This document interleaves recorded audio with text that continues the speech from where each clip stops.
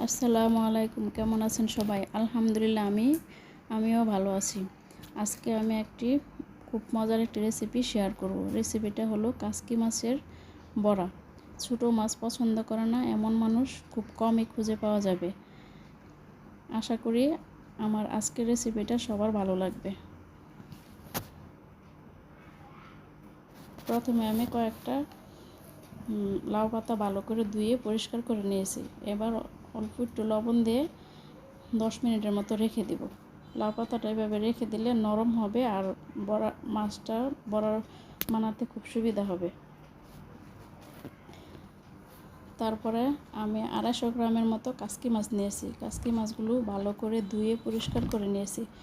এবার এর মধ্যে দিয়ে দেব 1 টেবিল চামচ লবণ, হলুদের ফাঁকি, মরিচের ফাঁকি, ধনিয়ার ফাঁকি, জিরার ফাঁকি, 1 টেবিল চামচ আদা রসুনের পেস্ট, আর দিয়ে দিব কিছুটা কাঁচামরিচ।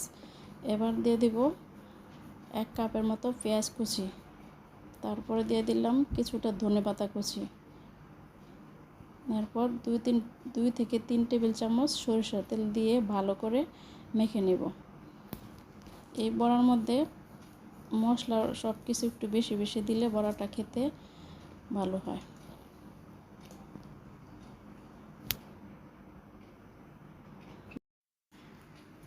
সব মশলার সাথে মাছগুলো আমার মাখানো হয়ে গেছে। এবার আমি পাতার মধ্যে মাছগুলো দিয়ে ভালো করে বড়ার মতো বানিয়ে নেব।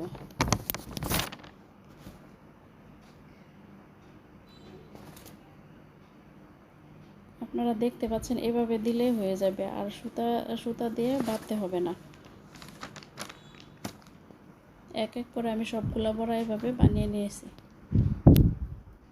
এবার একটি প্যানে 2 থেকে 3 টেবিল চামচ সয়াবিন তেল দিয়ে দিব। তেলটা গরম হলে আমি বড়াগুলো দিয়ে দিব।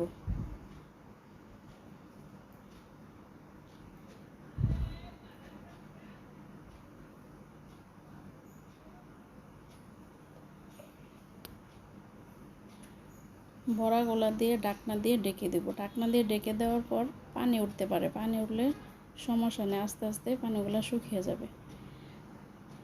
এভাবে আমি উল্টে পাল্টে সবগুলা বড়া ভেজে নেব।